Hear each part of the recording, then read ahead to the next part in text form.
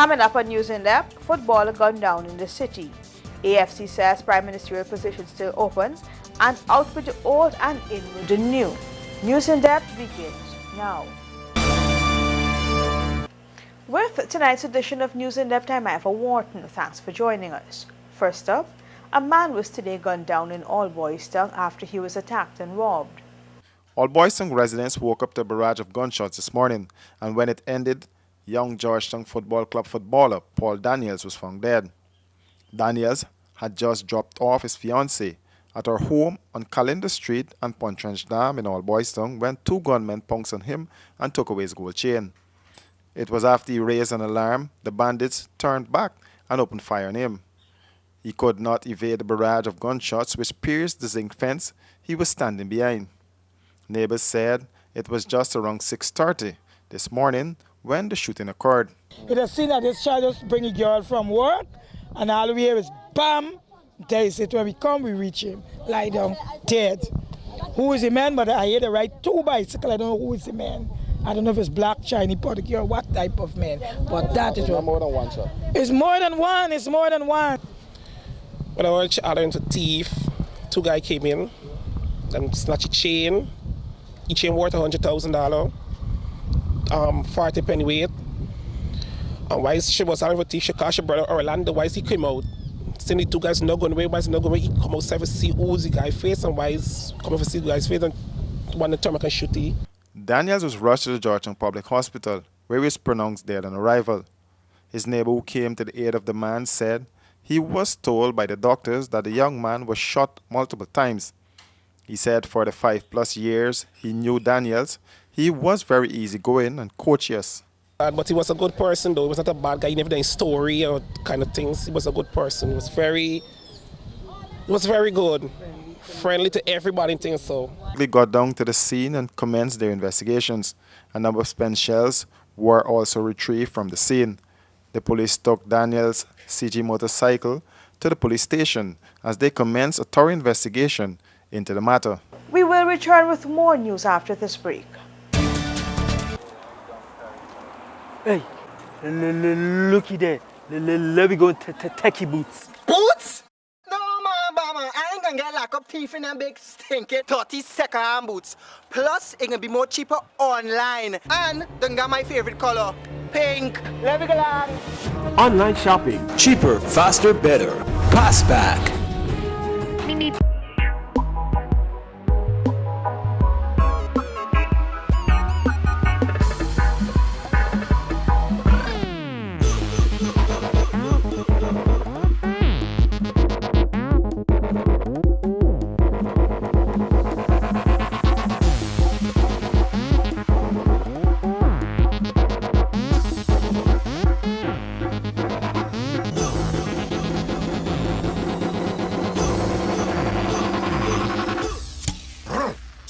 A man's beer. Welcome back. Newly elected leader of the Alliance for Change, Raphael Trotman, said his position is not a guarantee that he will be the party's prime ministerial candidate. Any member of the Alliance for Change could be the Prime Minister or hold any position in government, says newly elected leader of the Alliance for Change, Raphael Trotman.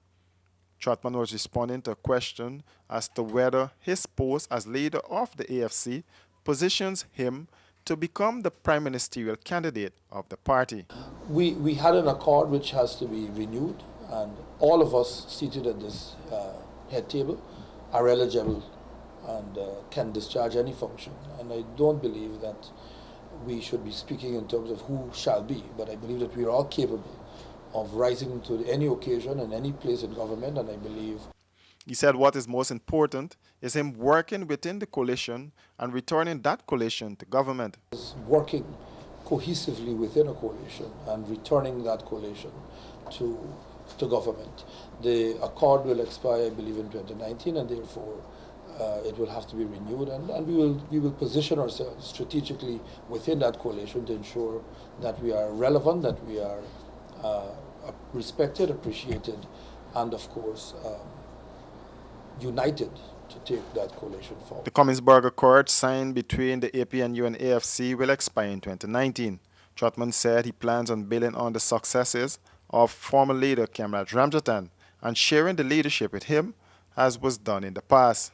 He said the AFC will prepare itself to become a better fighting force. Trotman posited that he was not elected to radically change anything within the party.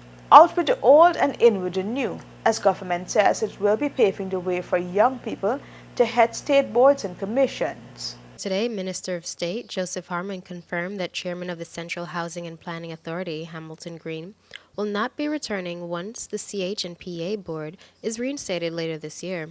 At today's post-cabinet briefing, Harmon stated that while age is not a deterrent, there are younger individuals capable of fulfilling these duties. The commissions and the boards which affect the life and the livelihood of Guyanese people in particular the Central Housing and Planning Authority, where many house lots have to be given out, and the whole housing development, the whole housing trust is moving forward. That is an area which is of concern to the government. Harmon's remarks came after President David Granger cited age as the reason Chairman of the Police Complaints Authority, Justice Cecil Kennard, was asked to step down. We as a country, we have to sometimes recognize too that on the one hand we are saying we have to give younger people a chance, and at the same time we are saying when the people who are of a certain age they shouldn't move them. We have to, as a nation, strike a balance where efficiency is concerned, where a person's age is concerned. We do not believe age is a deterrent in and of itself, but we do believe that the fact that we have so many younger persons who are there, competent as well to carry out these duties, that we believe they ought to be given a chance. That's a wrap for this edition of News Inept. Do join us again tomorrow, same time for another edition.